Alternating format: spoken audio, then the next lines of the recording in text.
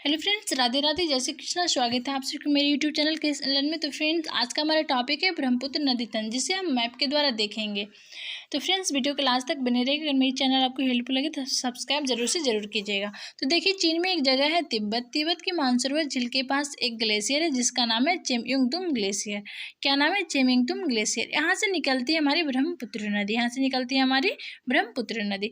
जब ये ब्रह्मपुत्र नदी इस प्रकार से निकलती है और आगे जाकर इसे हम रोक दिया तो वह रुकती नहीं है। लेकिन क्या होता है कि अरुणाचल प्रदेश के पास एक पर्वत चोटी है, नाम है इसका नमचा बरुआ। नमचा बरुआ पर्वत चोटी है। यहाँ से हमारी ब्रह्मपुत्र नदी टर्न करती है और अरुणाचल प्रदेश में एंट्री करती है और असम मेघालय में जाके अंत में बांग्लादेश में जाती है और लास्ट में बंगाल की खाड़ी में जाके गिर जाती है और यहाँ पर सुंदरबन डेल्टा नामक डेल्टा का निर्माण करती है। जब ये नदी चीन में होती है तो इसका नाम होता है सांगपो नदी। जब ये चीन में होती है तो इसका नाम क्या होता है? सांगपो नदी। इसे चीन से किस नाम से जानते हैं? तो सांगपो नदी के नाम से। ओके, तो इसकी लंबाई है 2900 किलोमीटर और परंतु भारत में इसकी लंबाई है 916 किलोमीटर। ये हमारी भारत की सबसे चौड़ी नदी कहलाती है।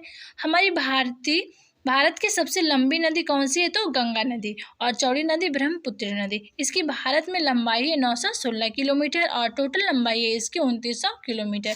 जब ये अरुणाचल प्रदेश में प्रवेश करती है यानी एंट्री करती है तो इसका नाम हो जाता है दिहांग।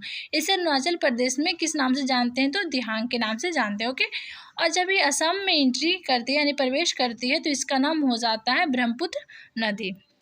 ओके, तो हो जाता है ब्रह्मपुत्र नदी। उसके बाद जब ये बांग्लादेश में प्रवेश करती है तो इसका नाम हो जाता है जमुना नदी।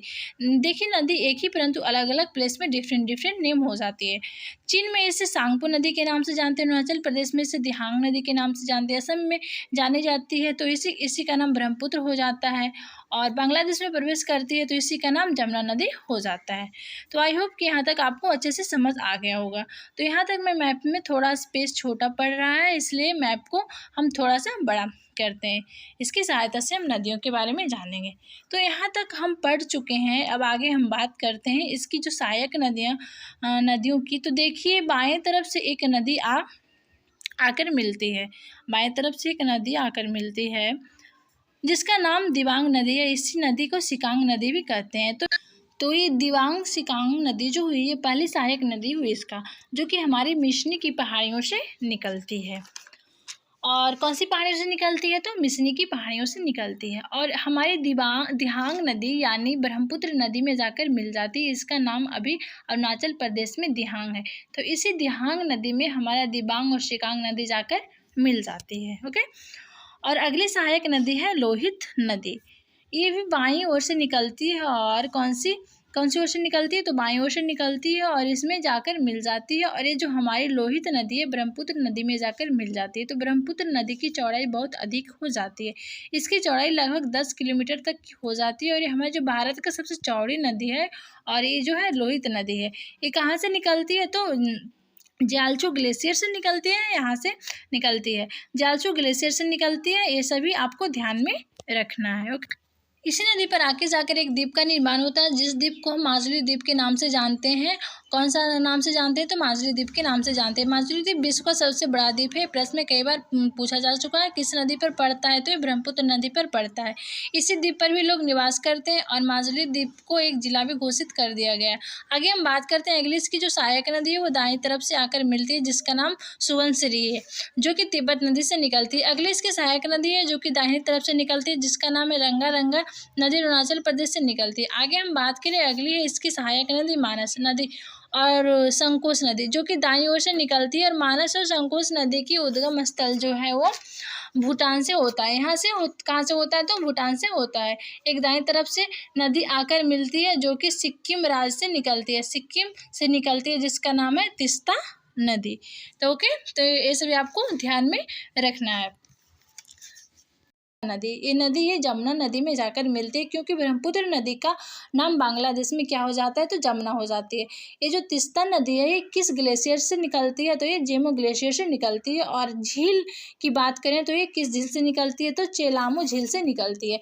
तीस्ता नदी हमारे जेमो ग्लेशियर से निकलती है और चेलामो झील से निकलती है। तीस्ता नदी का भी एक सहायक नदी है जिसका नाम है रंगित। रंगित जो है ये तीस्ता नदी की सहायक नदी है। आगे कुछ और सहायक नदियाँ हैं जो बाएं तरफ से ब्रह्मपुत्र नदी में मिलती है, जिसका नाम है धनगिरी और कपिली। धनगिरी कपिली ये भी इसी की सहायक नदियाँ हैं। और आगे हम बात करें एक और बराक नदी। बराक नदी जाकर जमुना नदी में मिलती है। बराक नदी जो है ये नागालैंड के माउंट जेपो ग्लेशियर से निकलती है।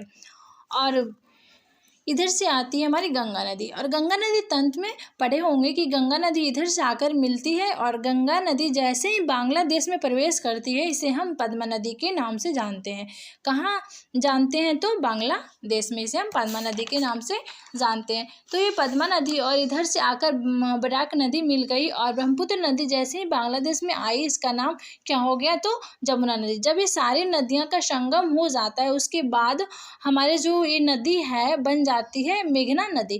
क्या नाम हो जाता है? तो मेघना नाम हो जाता है। और मेघना नदी लास्ट में आकर बंगाल की खाड़ी में गिरती है और वहाँ पर एक सुंदरबन डेल्टा का निर्माण करती है। तो फ्रेंड्स यहाँ पे मेरी ब्रह्मपुत्र रिवर तंत्र का वीडियो कंप्लीट होती है। आज की क्लास आपको कैसे लगी कमेंट बॉक्स में ज़रूर बताइएगा। Thanks for watching me.